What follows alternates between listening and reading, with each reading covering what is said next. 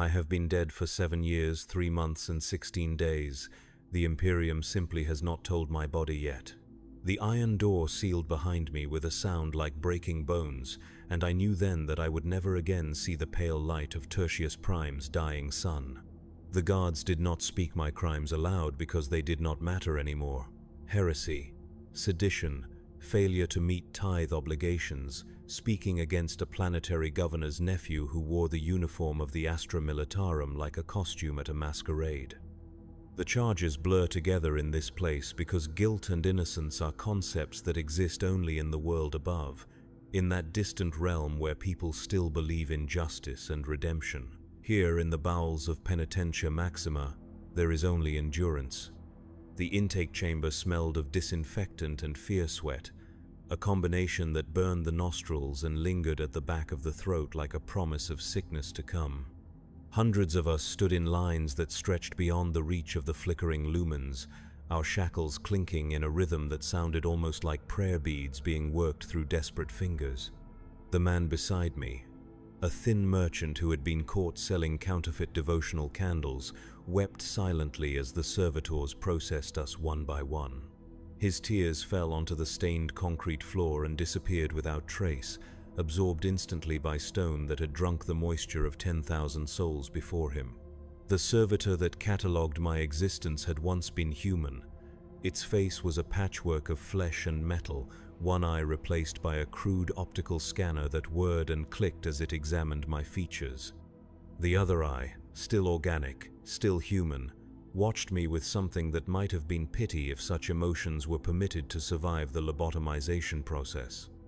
It pressed cold metal fingers against my throat, recording my pulse, my temperature, the subtle chemical signatures that would identify my corpse when the time came. Inmate 779588. It said in a voice like grinding gears.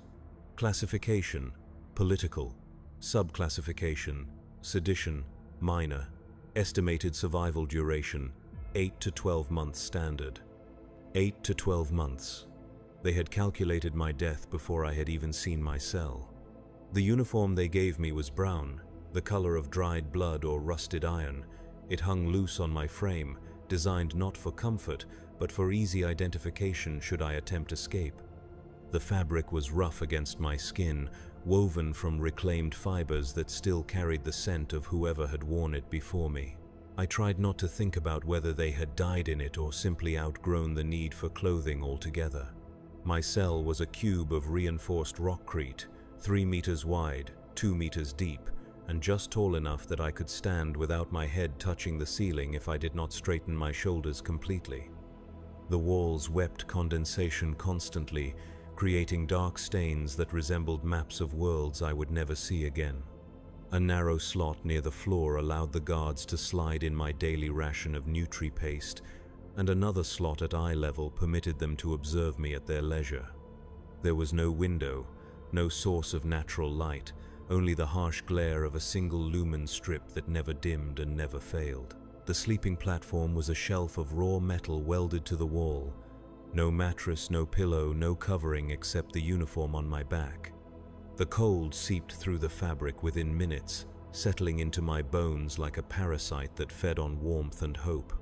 I learned quickly that sleep was not rest in this place, but merely another form of survival, a temporary escape from consciousness that left me more exhausted than waking. The first night, I listened to the sounds of Penitentia Maxima learning to breathe around me. The walls carried voices from distant cells, fragments of prayers and curses and mad laughter that echoed through the ventilation shafts like the whispers of the damned.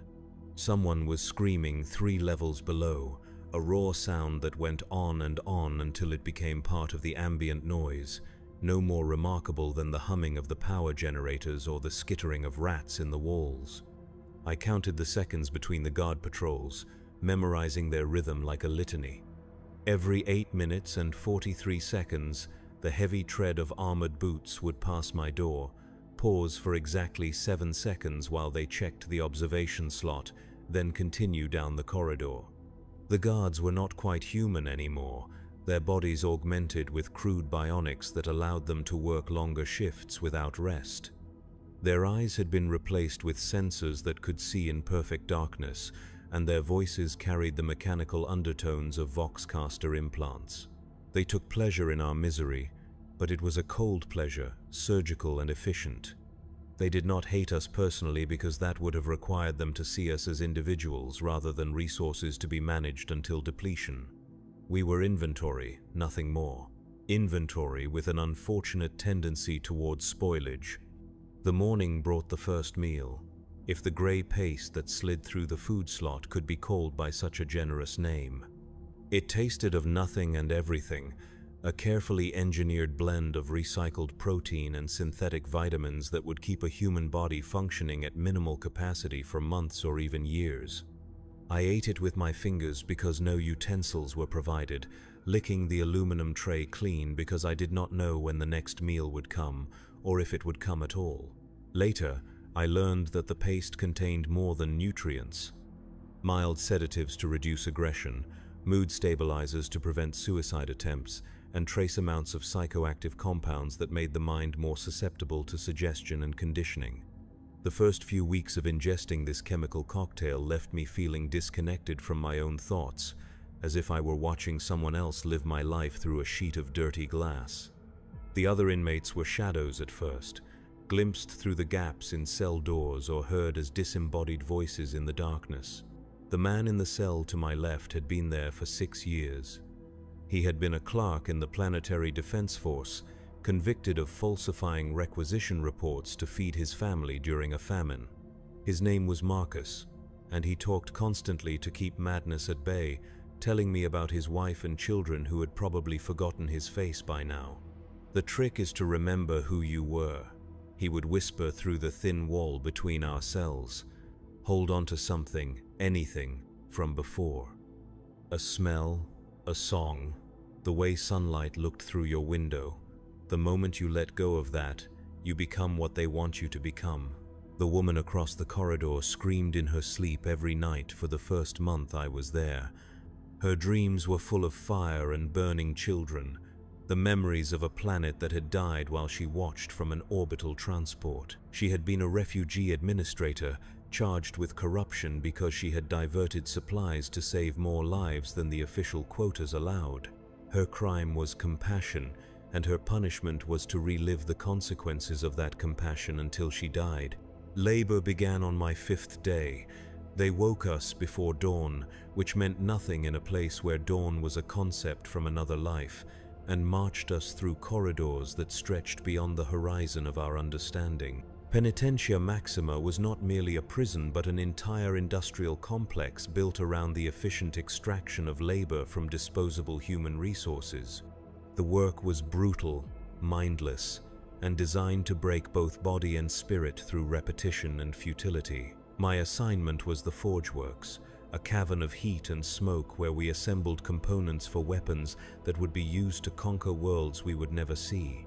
The temperature was maintained at just below the threshold of what human flesh could endure, hot enough to weaken us but not hot enough to kill us quickly. The air was thick with metal particles and chemical vapors that burned the lungs and left a taste like copper pennies on the tongue. We worked in teams of 12, our movements choreographed by the rhythm of the production line and the ever-present threat of the shock prods carried by our supervisors. The components we assembled were simple things: trigger mechanisms for las rifles, power coupling for vehicle engines, guidance chips for artillery shells. Each piece had to meet precise specifications, and failure to maintain quality standards resulted in immediate punishment. The punishments were creative in their cruelty. A worker whose hands shook too much from exhaustion might have those hands secured in metal braces that forced them to work in increasingly painful positions. Someone who fell behind the production pace would be fitted with stimulant injectors that kept them conscious and functional, even as their body began to shut down from fatigue. The supervisors took careful notes on which punishments were most effective at improving productivity, treating us as subjects in a grand experiment in human endurance. I learned to lose myself in the work, to let my mind drift away from my body while my hands continued their mechanical movements. This dissociation was survival, a way of preserving some small core of self while the prison consumed everything else. but it came at a cost. Days blurred together into an endless present tense, where past and future became abstract concepts. I began to forget the color of grass, the sound of rain, the feeling of wind that did not smell of industrial chemicals. The social dynamics of the prison were as complex as they were vicious. Alliances formed and dissolved based on the shifting currents of power and desperation. The strongest inmates, usually those with military backgrounds or criminal experience, established themselves as leaders of informal gangs that controlled the distribution of contraband and the assignment of cell blocks.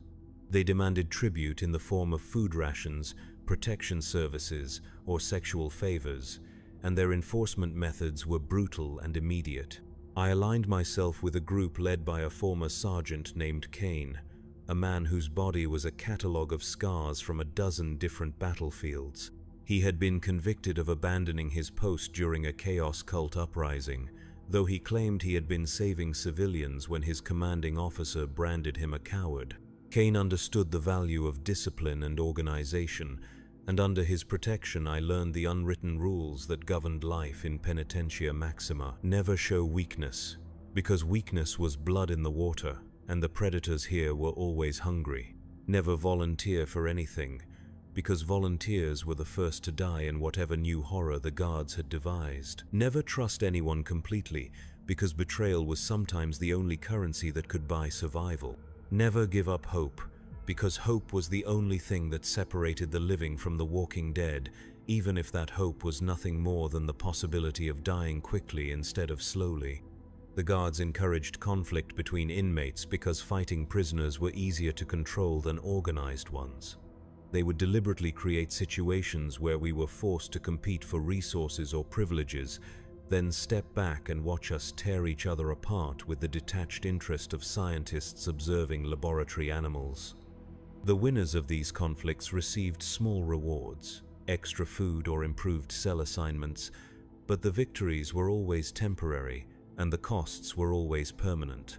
I killed my first man on a Tuesday, or what I had decided to call Tuesday in the timeless hell of our underground world. His name was Singh, and he had been a tax collector before his arrest for skimming from the imperial tithe. He was small and quick, with the cunning of a man who had spent his life finding ways to take what belonged to others. He had been stealing from my food rations for weeks, taking just enough that I would feel constantly hungry, but not so much that I would notice the theft immediately. When I finally caught him, he laughed and told me I was too weak to do anything about it. He was wrong. The beating I gave him was not passionate or angry, but methodical, calculated to inflict maximum damage while avoiding the attention of the guards. I used techniques I had learned watching other inmates settle their disputes, targeting joints and soft tissues where the evidence of violence would be less visible. When he stopped moving, I felt nothing except a mild satisfaction that the problem had been resolved. The guards found his body during the next cell inspection. They recorded his death as natural causes, heart failure brought on by poor nutrition and stress. No one questioned this diagnosis because questioning would have required paperwork and investigations that served no useful purpose. Singh disappeared from the prisoner manifest as if he had never existed, and someone else was assigned to his cell within hours. That night, Kane nodded to me with something that might have been approval. "You're learning," he said. "The first kill is always the hardest. After that, it's just another skill, like welding or reading or any other thing you need to know to get by." He was right. The second death came easier, and the third easier still. By the end of my first year in Penitentia Maxima, I had stopped counting. Violence became just another aspect of daily routine, no more remarkable than eating or sleeping or working the production lines. The capacity for horror that had once defined the limits of my imagination expanded to accommodate realities I could never have conceived in my previous life. But the physical violence was only the most visible aspect of how the prison consumed us.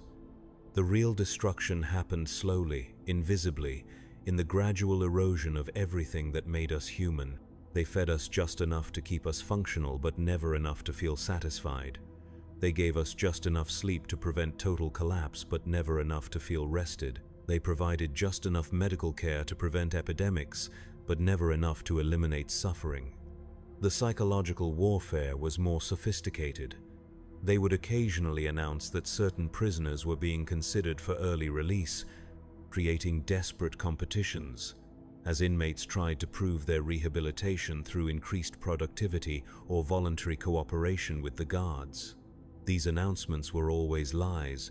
No one left Penitentia Maxima except in body bags or as components for the servitor conversion programs. The servitor program was perhaps the cruelest deception of all. Prisoners who volunteered for conversion were promised that their consciousness would be preserved in some form, that they would continue to exist as valuable servants of the Imperium rather than dying as forgotten criminals. The reality was lobotomization followed by cybernetic implantation, a process that left behind only enough brain function to operate simple machinery and follow basic commands.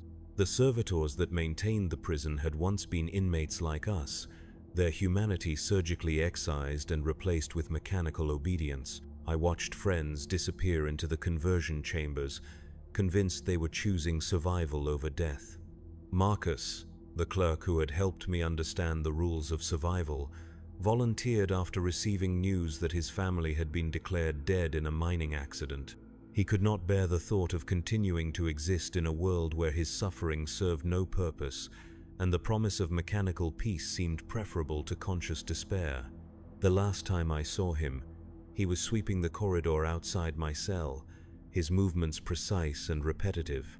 His eyes had been replaced with optical sensors, and his skull bore the surgical scars where his personality had been carved away. I called his name, but he did not respond. Marcus was gone, replaced by a thing that wore his face and carried his memories but lacked any trace of his soul. The seasons changed above us, though we knew of them only through the subtle variations in temperature and humidity that filtered down through the ventilation systems. Summer brought stifling heat that made the already unbearable work conditions nearly lethal. Winter brought a chill that seeped through the rockcrete and settled in our bones, making every movement painful and every breath visible in the frigid air. Years passed, or what felt like years. Time became elastic in the eternal twilight of the prison, stretching and compressing according to the rhythms of pain and relief that structured our existence. I lost track of my own age, forgetting whether I was 30 or 50 or somewhere in between. My hair went gray, then white, then began to fall out in clumps from the chemical exposure in the factories. My teeth loosened and several fell out, leaving gaps that made eating more difficult and speaking more labored. The woman who screamed in her sleep died during my third winter. I heard her final breath through the wall between our cells, a rattling exhalation that seemed to go on forever before finally stopping. The guards did not remove her body for 2 days, and the smell of decay filled our entire block with a sweetish stench that clung to everything and everyone. When they finally came for her, they were not gentle. I heard her remains being dragged down the corridor, a sound like wet cloth being pulled across rough stone. New prisoners arrived constantly, taking the places of those who had died or been converted, or simply disappeared into the administrative maze that swallowed inconvenient people. They came with the same wide-eyed terror I had once felt, asking the same questions about justice and appeals and contact with the outside world. The older inmates would look at them with expressions of distant pity, knowing that these newcomers would either adapt or die, but that they would never again be the people they had been before walking through those iron doors. I tried to help some of them, sharing what I had learned about survival and the unwritten rules that governed our existence. Most listened politely and then ignored my advice, convinced that their situation was temporary or that their innocence would somehow protect them from the grinding machinery of institutional cruelty. A few learned quickly enough to survive their first year. Many did not. The gladiatorial combats began during my 4th year, though the guards called them disciplinary exhibitions in their official reports. Prisoners who violated rules or failed to meet production quotas were selected to fight each other in a makeshift arena constructed in one of the larger storage chambers. The fights were not to the death officially, but serious injuries were common and medical treatment was minimal. The guards and administrators would watch from elevated platforms, placing bets on the outcomes and discussing the fighters' techniques with the detached professionalism of livestock breeders. I was selected for the arena after striking a guard who had been taunting a dying man in the cell next to mine. The guard had been describing in graphic detail how the man's family had been sold into indentured servitude to pay his outstanding debts, taking pleasure in each wince and sob his words produced. When I told him to stop, he turned his attention to me, speculating about what services my body might provide once I was too weak to work the production lines. The blow I struck was instinctive, driven by a rage that had been building for years but had never found an appropriate target. My fist caught him in the throat, crushing his larynx and sending him to his knees, gasping for air that would not come. He did not die, but he would never speak normally again, and the mechanical wheeze that replaced his voice became a constant reminder of what defiance could accomplish when properly applied. My opponent in the arena was a massive man named Voss, a former pit fighter who had been imprisoned for killing a planetary governor's son in an unsanctioned bout. He was everything I was not. Young, strong, experienced in violence, and completely without fear or hesitation. The crowd of guards and administrators cheered as he entered the arena, their voices echoing off the concrete walls like the howling of hungry animals. The weapons provided were crude but effective. Lengths of sharpened rebar, weighted chains, broken bottles wrapped in cloth for better grip. I chose a piece of pipe with enough weight to crush bone but not so heavy that it would slow my movements. Voss selected a chain, testing its balance with the professional assessment of someone who had spent years learning how to inflict pain efficiently. The fight lasted 17 minutes, though it felt like hours. Voss was stronger and faster, but I had advantages he did not expect: desperation, cunning, and the accumulated rage of years spent watching good people destroyed by a system that fed on suffering. I avoided his direct attacks, using the arena's dimensions to stay mobile, looking for openings created by his confidence and aggression. When the opening came, I took it without hesitation. He overextended during a particularly vicious swing, and I stepped inside his guard, driving the pipe into his solar plexus with enough force to rupture internal organs. He folded around the impact, his breath coming in short gasps that sprayed blood onto the arena floor. I hit him again, this time across the base of his skull, and he fell forward into his own blood, twitching once before becoming still. The crowd cheered my victory, but their applause felt like condemnation. I had become exactly what they wanted me to become: a killer who performed violence for their entertainment, a broken thing that had forgotten the difference between survival and surrender. The guards returned me to my cell with expressions of satisfaction, as if I had passed some crucial test that proved their methods were working as intended. The victories that followed were easier, technically, but more difficult emotionally. Each opponent was another prisoner like myself, someone who had been shaped by the same forces and driven to the same desperate measures. I killed them efficiently, without passion or hatred, because efficiency was what the situation required, and because caring too much about the people I killed would have made survival impossible. Between fights, I worked the production lines and tried to remember who I had been before becoming a gladiator. The memories were fading, becoming abstract and uncertain, like stories someone had told me about people I had never met. Had I really been a teacher once, standing in front of classrooms full of children who looked at me with respect and affection? Had I really lived in a small house with a garden where I grew vegetables and flowers for no reason, except that I found beauty in growing things? The details blurred together until I could not be certain what was memory and what was imagination. Perhaps I had never been anything except what I was now: a prisoner, a killer, a thing that existed only to serve as an example of what happened to those who opposed the Imperium's will. Perhaps my previous life was just a delusion, a comforting lie I had created to make my current existence bearable. Cain died during my 5th year, killed not by violence but by a cancer that had been growing in his lungs for months. The chemicals in the air had finally accumulated to toxic levels, and his body simply stopped being able to process the poison. He faced death with the same steady pragmatism he had brought to everything else, giving me advice about leadership and survival until his voice became too weak to carry across the cell. "Don't let them make you into something you can't live with," he told me during our last conversation. "I've seen good men become monsters in here, and monsters who found ways to stay human. The choice is always yours, even when it doesn't feel like there's a choice at all." His death left a vacuum in the prison's power structure that other inmates immediately moved to fill. The contests for leadership were violent and brief, resolved through assassination and betrayal rather than democratic process. I avoided involvement in these struggles, having learned that visibility was dangerous and that the safest position was often somewhere in the middle of the hierarchy, where you were valuable enough to protect, but not important enough to threaten. The new leader was a woman named Catherine, a former naval officer who had been convicted of mutiny after refusing orders to bombard a civilian population center. She was intelligent, ruthless, and completely committed to survival at any cost. Under her leadership, the prisoner organization became more efficient, but also more brutal, with harsh punishments for any perceived disloyalty or weakness.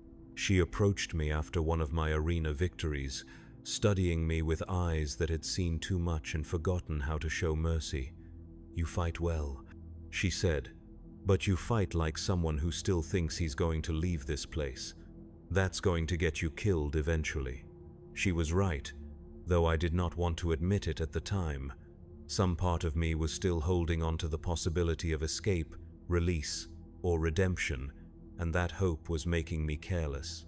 The most dangerous prisoners were those who had accepted their fate completely, who had stopped thinking about the future and focused entirely on the immediate requirements of survival. The escape attempt came during my 6th year, organized by a group of political prisoners who had managed to bribe several guards and acquire detailed maps of the prison's layout. They invited me to join them, recognizing my combat skills and relatively good physical condition as assets that could improve their chances of success. The plan was complex but achievable. Create a distraction during a shift change, overpower the guards at a secondary checkpoint, and use maintenance tunnels to reach the surface before the alarm could be raised. I agreed to participate, though I knew the attempt was doomed, not because the plan was flawed, but because escape was never really about leaving the prison. The real prison was what we had become during our years of incarceration, the accumulated damage to our minds and souls that could not be left behind simply by walking through a different door. We were planning to take our cells with us wherever we went. The attempt failed exactly as I had expected, though not for the reasons I had anticipated. The guards had known about the plan from the beginning, having been informed by one of the conspirators who had been promised better treatment in exchange for cooperation. The informant was a man named Peter, a former accountant who had been slowly dying from malnutrition and wanted to improve his chances of living long enough to see another winter. The guards allowed the escape attempt to proceed until we had committed ourselves completely, then triggered alarms and sealed the tunnels we were using for our route. The hunt that followed was not urgent or desperate, but methodical, like exterminators tracking down vermin that had gotten into the walls. They used gas to force us out of hiding places, shock prods to disable anyone who resisted, and casual violence to discourage future escape attempts. Of the 12 prisoners who participated in the attempt, 4 were killed immediately, 3 were selected for servitor conversion, and the remaining 5 were returned to general population with enhanced restrictions and monitoring. I was among the survivors, though I was not certain whether that represented good or bad fortune. The enhanced restrictions meant solitary confinement for months, reduced food rations, and elimination from work assignments that might provide opportunities for further escape planning. Solitary confinement was a different kind of death, slower but more thorough than the quick violence of the arena. The cell was smaller than my regular accommodations, barely large enough to lie down with my arms extended. No light except what filtered through a crack under the door. No human contact except the daily delivery of food. No sounds except my own breathing and heartbeat, and the gradual dissolution of my sanity. I talked to myself constantly, carrying on conversations with people from my past who existed now only in increasingly unreliable memories. I told stories to the walls, recited poetry I half remembered from school, and sang songs whose words had been eroded by time and stress until only the melodies remained. The boundary between internal dialogue and external speech disappeared, and I found myself responding to voices that existed only in my head as if they were real people sitting beside me in the dark. The hallucinations began after the third month, visual distortions that resolved into faces when I was not looking at them directly, movements in the peripheral vision that suggested the presence of people who were not there, shadows that seemed to have depth and substance even in the absolute darkness of the cell. I knew these perceptions were not real, but knowledge did not make them less vivid or less disturbing. When they finally returned me to general population, I discovered that the prison had changed in ways that went beyond normal attrition and replacement. New policies had been implemented, new punishments devised, new forms of degradation introduced for the entertainment of the guards and administrators.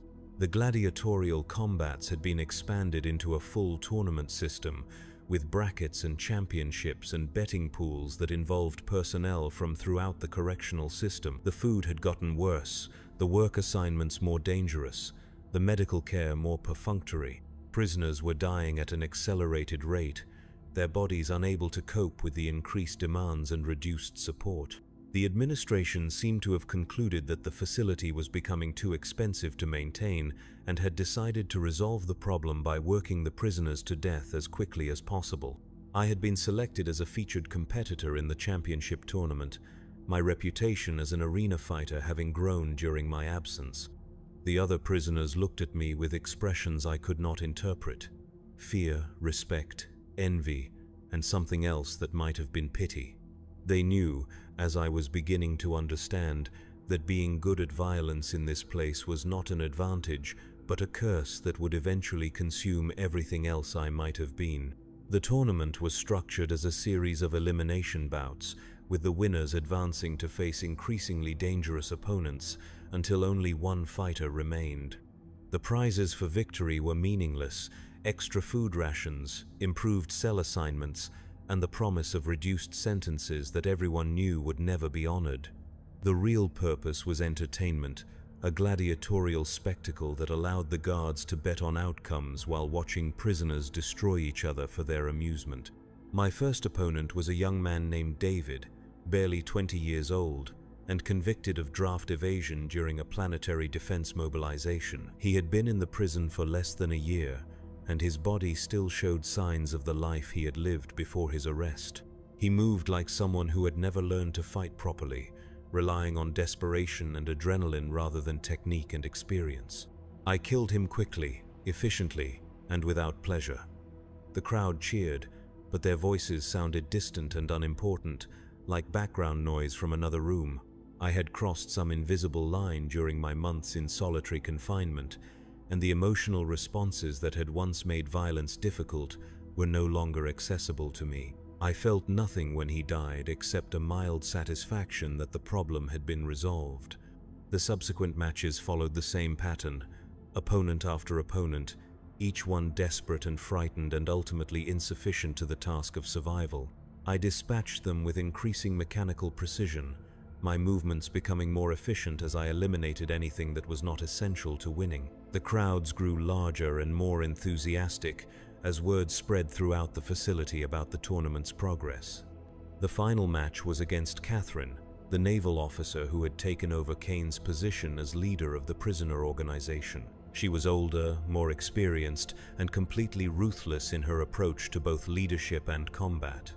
More importantly, she had nothing left to lose, having long ago abandoned any hope of survival or redemption in favor of simple endurance. "One of us walks away," she told me as we prepared for the fight. "The other becomes fertilizer for whatever weeds grow in the prison graveyard.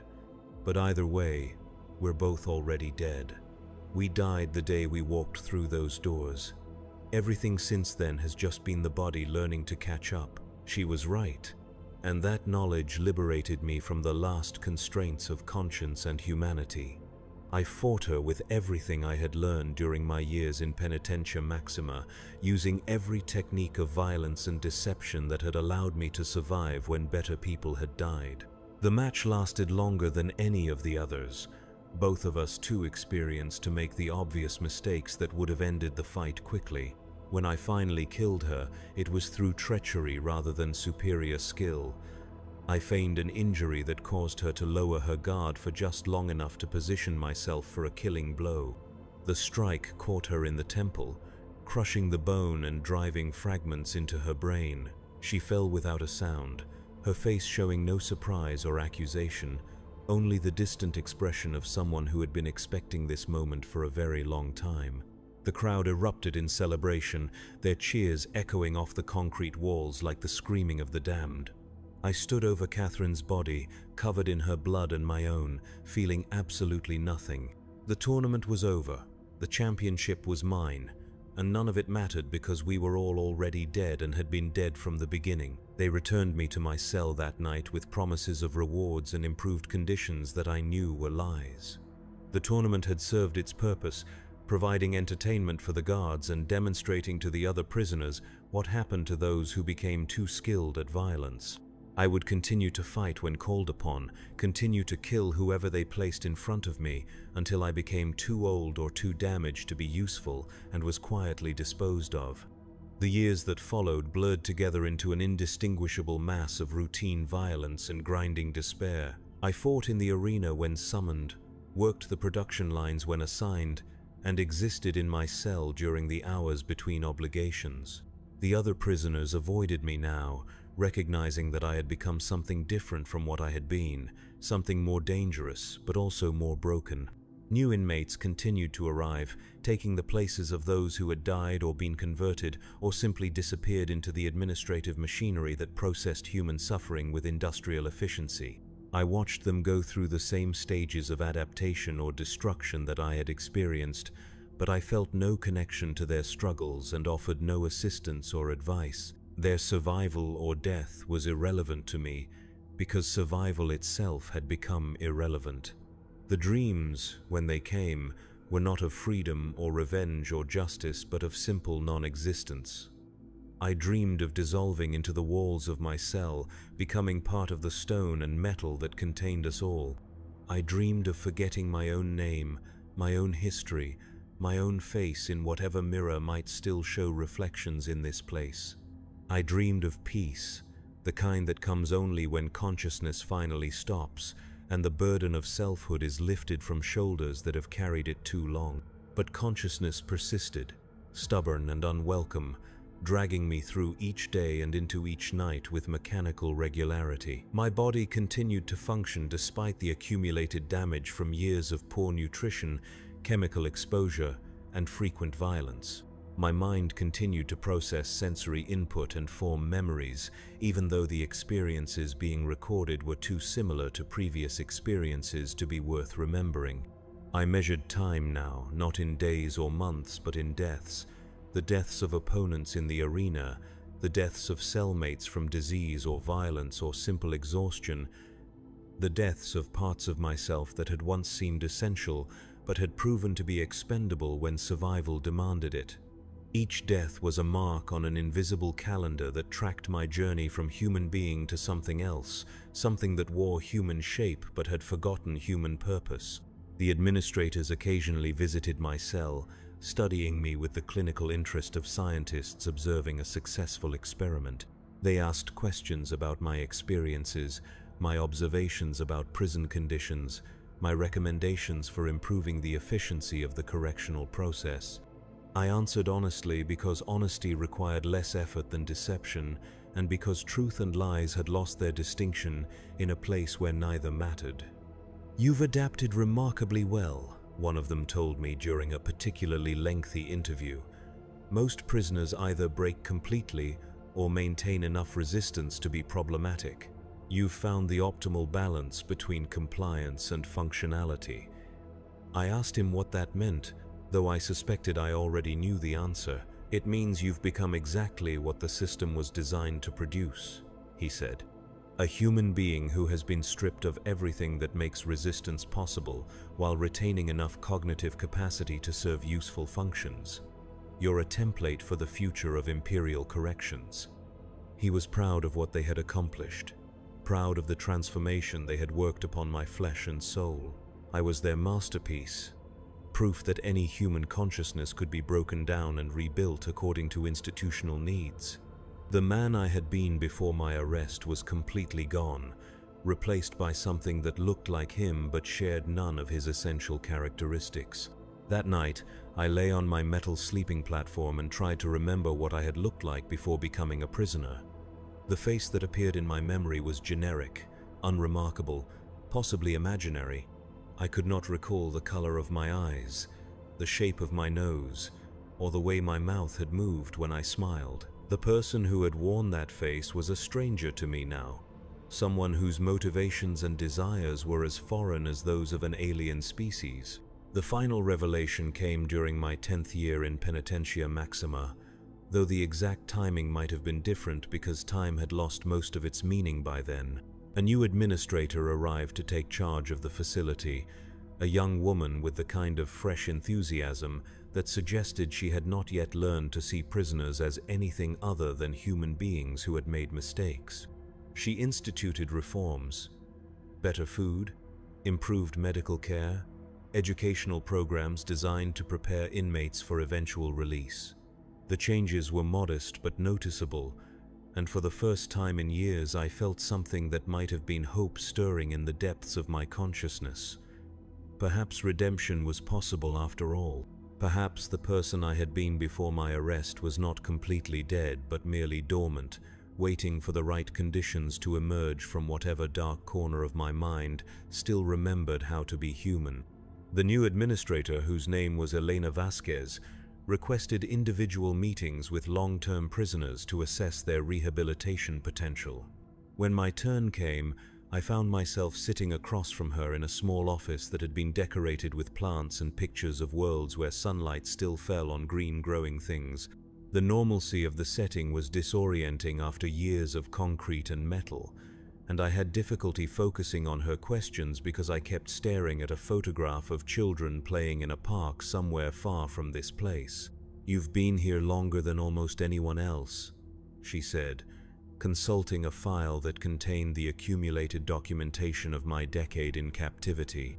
10 years, 4 months, 17 days?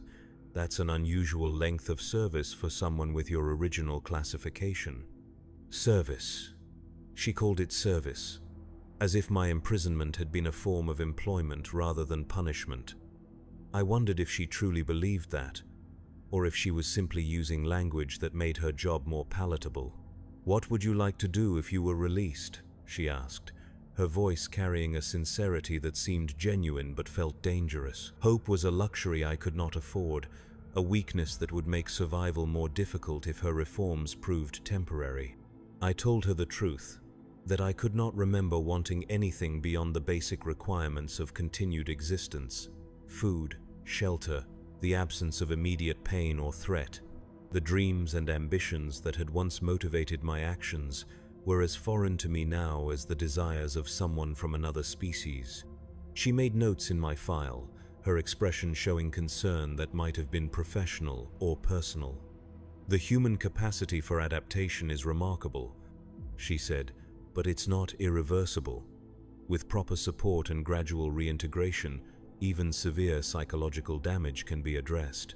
I wanted to tell her that she was wrong, that some transformations could not be undone once they had reached completion. The man she was trying to rehabilitate no longer existed except as a collection of memories and reflexes that had been repurposed to serve the needs of survival. But I said nothing because hope was precious to her, and destroying it would have served no useful purpose. The educational programs she implemented were voluntary, taught by prisoner volunteers who had managed to retain enough of their former knowledge to serve as instructors. I attended classes in basic literacy and arithmetic, not because I needed the skills, but because the routine provided structure that made the passage of time more bearable. The other students were mostly younger prisoners who had arrived recently enough to still believe in the possibility of eventual release. The instructor for my literacy class was a former librarian named Samuel, a thin man with gentle eyes who had been convicted of possessing banned books. He taught with quiet patience, never showing frustration when students struggled with concepts that had once been simple for them. His crime had been curiosity, the desire to read and understand texts that the authorities had deemed dangerous to public order.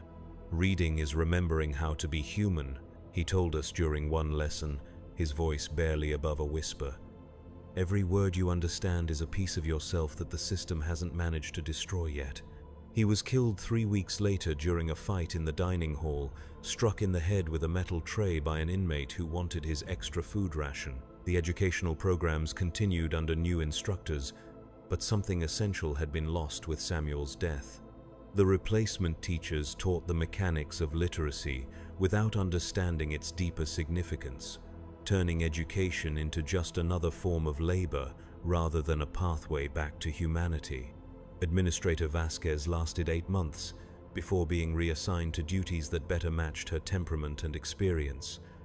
The official reason given was budget constraints that required a more efficient management approach, but everyone understood the real explanation.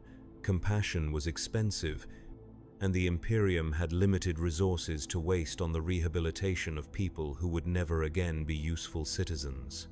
Her replacement was Colonel Marcus Thorne, a former military police officer who had earned his reputation managing prisoner of war camps during the Third Tarsius campaign. He arrived with a mandate to reduce operational costs while maintaining productivity levels, and his methods reflected the straightforward brutality of someone who viewed prisoners as enemy combatants rather than citizens who had made mistakes.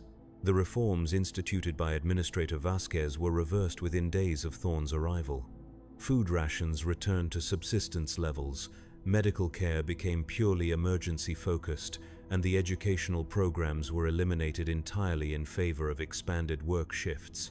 The gladiatorial tournaments were reinstated and expanded, with increased frequency and more elaborate prize structures designed to encourage maximum prisoner participation.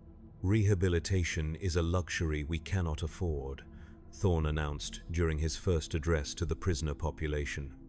"Your purpose here is not to become better people, but to serve the Imperium through productive labor until your sentences are completed or your usefulness expires. Those who accept this reality will find their remaining time here more tolerable than those who persist in unrealistic expectations." The return to the old system was swift and comprehensive, but something had changed during the brief period of reform that could not be entirely undone. Some prisoners had remembered what it felt like to be treated as human beings rather than resources, and that memory created a form of resistance that was more dangerous than any physical rebellion. They began to organize quietly, sharing information and resources in ways that suggested the possibility of coordinated action.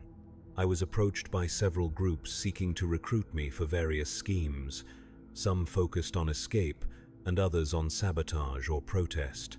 My reputation as an arena fighter made me valuable to anyone planning violent resistance, while my long tenure gave me insights into prison operations that could be useful for more subtle forms of opposition. I declined all invitations, recognizing that organized resistance would only provide the administration with excuses for harsher measures. The crackdown began 3 months after Thorne's arrival, triggered by the discovery of a smuggling network that had been moving contraband between cell blocks. The investigation that followed was thorough and brutal, involving interrogations, searches, and punishments that were designed to extract information while discouraging future conspiracies. Prisoners were turned against each other through promises of improved treatment or threats of enhanced punishment, creating an atmosphere of suspicion and betrayal that made any form of cooperation dangerous. I was questioned repeatedly about my knowledge of resistance activities, my relationships with other prisoners, and my willingness to serve as an informant in exchange for better conditions. The interrogations were conducted by specialist personnel who understood the psychology of long-term prisoners and knew which pressures would be most effective at breaking down whatever remained of our solidarity. "You're a survivor," the lead interrogator told me during our final session, You've lasted 10 years by adapting to changing conditions and avoiding unnecessary risks. Cooperation with our investigation would be consistent with that pattern of intelligent self-preservation. He was offering me a choice between collaboration and continued resistance, though both options led ultimately to the same destination. Collaborators were useful only as long as they provided valuable information, after which they became liabilities to be disposed of quietly. Resistors were simply disposed of more quickly and with less ceremony. I chose a third option, complete withdrawal from any activities that might be interpreted as either cooperation or resistance. I attended no meetings, joined no conversations that might be construed as planning, and avoided any associations that could be seen as suspicious. I worked when assigned, fought when summoned, and existed in my cell during all other hours like a machine that had been powered down between operational periods. This strategy of strategic invisibility proved effective at avoiding official attention, but it came at the cost of complete isolation from whatever remained of the prisoner community. Other inmates began to avoid me, uncertain whether I had become an informant or simply lost my mind entirely. I became a ghost within the prison, present but not participating, alive but not really living. The resistance network was eventually destroyed through a combination of investigation and betrayal, its members either executed or transferred to facilities with even harsher conditions. The administration celebrated their victory with renewed restrictions on prisoner movement and communication, implementing surveillance measures that made any form of unauthorized association nearly impossible. Colonel Thorne summoned me to his office after the last of the conspirators had been dealt with, studying me with the calculating expression of a man who was trying to solve a puzzle that did not quite fit his usual categories of understanding. 43 prisoners were involved in resistance activities, he said, reading from a report on his desk. 43 individuals who chose to risk everything for the illusion of freedom or dignity or whatever concept they thought was worth dying for. You were not among them, despite having both the skills and the relationships that would have made you a valuable recruit. He paused, waiting for me to explain my absence from the conspiracy, but I had nothing to say that would satisfy his curiosity without creating new problems for myself. Intelligence suggests you're either the smartest prisoner in this facility or the most broken, he continued. Either way, you represent a useful data point for understanding long-term adaptation to correctional environments. You'll be transferred to the research wing for extended observation and testing. The research wing was located in the deepest levels of Penitentia Maxima, accessible only through security checkpoints that required multiple forms of authorization. The prisoners housed there were subjects in ongoing experiments designed to improve the efficiency of rehabilitation, punishment, and control techniques. Some were volunteers who had been promised better conditions in exchange for participation. Others were simply selected based on characteristics that made them suitable for particular research protocols. My new accommodations were an improvement over standard prison cells: larger space, better lighting, temperature control, and even a small window that showed a view of the underground caverns where waste processing and power generation equipment operated around the clock. The improvements were not gestures of kindness but practical necessities for maintaining research subjects in optimal condition over extended periods. The testing began immediately, conducted by teams of specialists who measured everything from reaction times and cognitive capacity to stress responses and pain tolerance. They were mapping the changes that 10 years of imprisonment had worked upon my mind and body, documenting the transformation from functional citizen to institutional artifact with scientific precision. The physical examinations revealed the accumulated damage of a decade spent in chemical-laden air, eating synthetic food, and enduring frequent violence. My lungs showed scarring from industrial pollutants, my bones had lost density from poor nutrition, and my nervous system displayed the kind of hypervigilance patterns typically found in combat veterans. I was a catalogue of institutional injuries, a living record of what prolonged exposure to correctional environments could accomplish. The psychological evaluations were more complex, involving tests designed to measure empathy, social connection, moral reasoning, and emotional responsiveness. The researchers seemed particularly interested in my capacity for violence and the psychological mechanisms that allowed me to kill other prisoners without apparent emotional distress. They administered scenarios and simulations that required me to make choices between self-preservation and the welfare of others, carefully recording my responses and the reasoning behind them. "Fascinating," one of the researchers muttered while reviewing my test results. "Complete erosion of conventional moral constraints, but not through psychopathy or antisocial personality development. The inhibitions have simply been replaced by more practical considerations. Survival-focused ethics rather than socially focused ethics. They were studying me like a specimen, documenting the successful transformation of a human being into something more useful for institutional purposes. I had become proof that their methods worked, evidence that any individual could be broken down and reconstructed according to administrative needs if the process was applied with sufficient patience and expertise. The other research subjects were at various stages of the transformation I had completed. Some were recent arrivals who still retained enough of their original personalities to resist the testing protocols. Others were further along the continuum, displaying the kind of mechanical compliance that indicated successful institutional adaptation. A few had progressed beyond even my level of modification, becoming essentially biological machines that responded to stimuli without any trace of independent thought or feeling. Dr. Helena Cross, the lead researcher for my case, explained the purpose of their work during one of our regular interview sessions. She was a thin woman with prematurely gray hair and the kind of intense focus that suggested a personal investment in her research that went beyond professional obligation. "The traditional model of incarceration assumes that punishment and deprivation will motivate behavioral change," she said, reviewing notes from my latest round of testing. "But punishment is inefficient, requiring constant monitoring and enforcement. What we're developing here is a more elegant solution. Subjects who internalize institutional goals so completely that external control becomes unnecessary." She was describing the creation of perfect prisoners, individuals who had been psychologically modified to serve institutional purposes without requiring surveillance or coercion.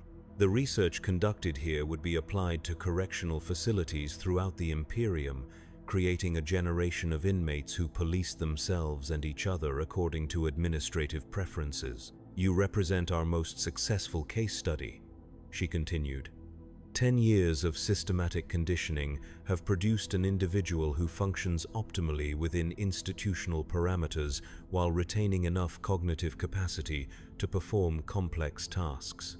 You're a template for the future of imperial justice.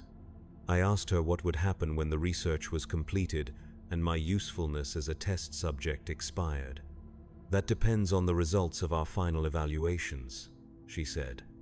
"Subjects who demonstrate stable adaptation may be transferred to work programs where their skills can be utilized productively. Others may be selected for advanced modification procedures that will enhance their institutional value." Advanced modification meant servitor conversion, the surgical removal of personality and independence in favor of mechanical obedience. I was being offered a choice between slavery and lobotomization, though both options represented forms of death that differed only in their efficiency and finality. The research continued for months, each day bringing new tests and evaluations designed to probe the depths of my transformation. They measured my responses to moral dilemmas, social situations, and stress scenarios with the thoroughness of cartographers mapping unexplored territory. Every aspect of my psychology was documented, categorized, and analyzed for insights that could be applied to future subjects. The final phase of testing involved exposure to experimental conditioning techniques designed to enhance the modifications already achieved through conventional imprisonment. Chemical treatments that altered neurotransmitter function, surgical procedures that damaged specific brain regions, and behavioral therapies that reinforced institutional loyalty through reward and punishment systems more sophisticated than anything used in general population. I submitted to these procedures without resistance because resistance would have been both futile and counterproductive. The researchers noted my compliance in their reports, describing it as evidence of successful adaptation rather than simple resignation. They could not conceive of a form of surrender so complete that it appeared indistinguishable from cooperation. The treatments produced measurable changes in my brain chemistry and cognitive function, fine-tuning the transformation that had been occurring gradually over the previous decade. My capacity for independent thought became more limited, my emotional responses more predictable, my behavioral patterns more consistent with institutional expectations. I was becoming a more perfect version of what the prison system had been trying to create from the beginning. Dr. Cross seemed pleased with the results, though she maintained the professional detachment appropriate for someone studying laboratory animals rather than human beings. During our final interview, she expressed satisfaction with the research outcomes and optimism about the broader applications of their work. The techniques we've developed here will revolutionize correctional practice throughout the Imperium, she said, reviewing the comprehensive documentation of my case. Instead of warehousing criminals until they die or become too expensive to maintain, we'll be producing loyal servants who can contribute productively to Imperial society. She asked if I had any questions about the research or my role in it, as if my curiosity about my own destruction were a relevant consideration in her calculations. I asked her whether she thought the person who had entered Penitentia Maxima 10 years ago would recognize the thing I had become. Probably not, she said after considering the question. But that person was a criminal who threatened Imperial stability through seditious behavior. The individual sitting in front of me now is a loyal subject who understands his proper role in the social order. The transformation represents an improvement by any reasonable standard. She was right, from her perspective. The man who had been arrested for speaking against corruption had been replaced by something more useful and less troublesome. The process had been efficient, thorough, and completely successful in achieving its intended goals. I was a testament to the effectiveness of imperial justice, proof that rehabilitation was possible if one defined rehabilitation as the complete erasure of undesirable characteristics. The notification of my transfer came 3 days later, delivered by guards who treated me with the mechanical courtesy reserved for valuable equipment being moved between departments. I was being reassigned to a work program on an agri-world where my skills and conditioning would be utilized for food production activities essential to imperial supply chains. The transport ship was filled with other graduates of various correctional research programs, individuals who had been modified in different ways but shared the common characteristic of complete institutional compliance. We sat in silence during the journey, each of us lost in whatever remained of our individual consciousness, no longer capable of the kind of communication that might have provided comfort or companionship. The agri-world was called Demeter's Garden, a name that suggested abundance and natural beauty, but described a landscape that had been stripped of everything except its capacity to produce food for distant populations. The soil was exhausted from generations of intensive farming, the water was contaminated with agricultural chemicals, and the air carried the dusty smell of a world that had forgotten how to sustain life without constant artificial intervention. The work camps were scattered across the planetary surface, each one focused on a different aspect of food production: grain cultivation, protein synthesis, nutrient extraction from organic waste.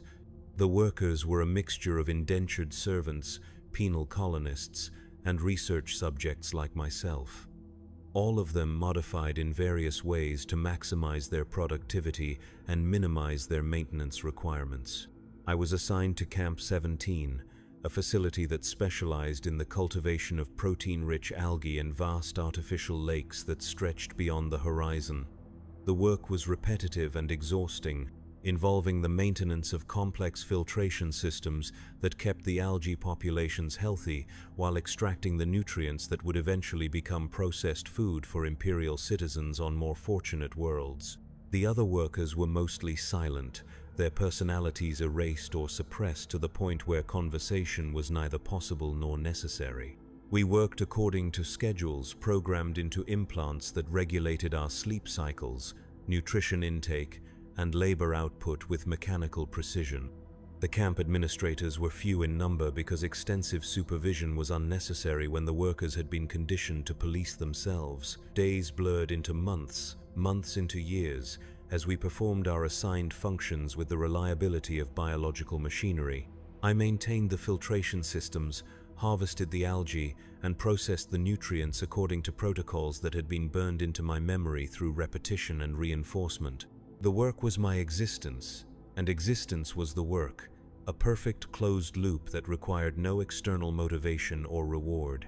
Sometimes, in the brief moments between sleep and waking, I would remember fragments of dreams that seemed to come from someone else's life. Images of sunlight falling through windows onto wooden floors, the sound of children laughing, the taste of food that had been prepared with care rather than engineered for efficiency. These memories felt like messages from a ghost, communications from someone who had died so long ago that even his name had been forgotten. But the dreams always faded, dissolved by the harsh light of morning and the immediate requirements of another day's labor. The person who had experienced those moments of joy and connection was as distant from my current reality as the Emperor himself, a figure from history whose existence could be acknowledged but not meaningfully comprehended. The years passed, marked only by the subtle changes in my aging body and the gradual deterioration of the equipment I maintained. My hair became completely white, my hands developed the tremor that came from decades of exposure to industrial chemicals, and my vision began to fail in ways that made detailed work increasingly difficult. I was becoming obsolete, a piece of biological machinery that was wearing out and would eventually need to be replaced. The end came not dramatically but with bureaucratic efficiency. A medical evaluation determined that my productivity had declined below acceptable thresholds, and the cost of maintaining me in working condition exceeded the value of my continued labor. I was scheduled for termination, a process that would be quick, painless, and economically optimal for the facility's operational requirements. They gave me 3 days to complete my final work assignments, ensuring that the transition to my replacement would be smooth and that no productivity would be lost during the changeover. I spent those days performing the same tasks I had performed for years, maintaining the same equipment, following the same protocols, as if nothing had changed except the arbitrary deadline that now defined the limits of my existence. On the final day, I was escorted to a processing facility where other obsolete workers waited for their turn at termination. We sat in rows like products on a conveyor belt, each of us tagged with identification numbers and processing codes that would ensure accurate record-keeping during our disposal. The room was quiet except for the soft humming of machinery and the occasional shuffle of feet as someone was called forward for processing. When my number was announced, I stood and walked to the designated station without hesitation or fear. The technician who would perform the procedure was efficient and professional, checking my identification tags and verifying the termination authorization before preparing the injection that would stop my heart. She worked with the casual competence of someone who had performed this task hundreds of times before. "Any final statements for the record?" she asked, more from habit than genuine interest in my response. I told her that I had been dead for 11 years, 7 months, and 22 days, and that I was grateful they were finally allowing my body to catch up with the rest of me. She noted my response in her logbook and administered the injection. The chemical cocktail entered my bloodstream and began shutting down my vital systems with the same efficiency that had characterized every other aspect of my time in Imperial custody. My vision dimmed, my breathing became shallow, and my consciousness began to fade like a light being slowly extinguished. In those final moments, as my brain ceased its futile attempts to process sensory information, I experienced something that might have been peace. The constant vigilance that had defined my existence for over a decade finally relaxed. The endless calculation of survival strategies became irrelevant, and the crushing weight of institutional compliance lifted from shoulders that would soon be still forever. The last thought that crossed my dying mind was not regret or anger or fear, but a simple observation that the Imperium had achieved its goal with perfect efficiency. The man who had once believed in justice and spoken against corruption was completely gone, replaced by something that had served imperial interests faithfully until its usefulness expired. The system had worked exactly as designed, transforming a problem into a resource and then disposing of that resource when it was no longer needed. My death was recorded in the facility's operational logs as routine maintenance, no more significant than the replacement of a worn-out filter or the disposal of contaminated waste.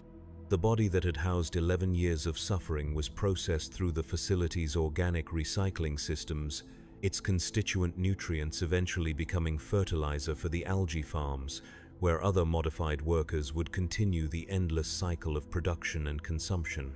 Prison in the 41st millennium is not punishment but transformation, not correction but consumption. It takes human beings and converts them into something more useful and less troublesome, grinding away everything that makes life meaningful until only function remains. The process is efficient, cost-effective, and completely successful in achieving its intended goals. There is no redemption in this system because redemption implies the possibility of return to a previous state, and the modifications inflicted upon prisoners are irreversible by design.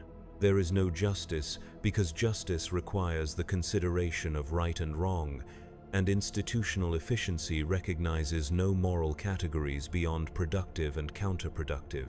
There is no hope because hope depends on the belief that conditions might improve, and the only change prisoners can expect is the gradual decay that leads from slavery to death.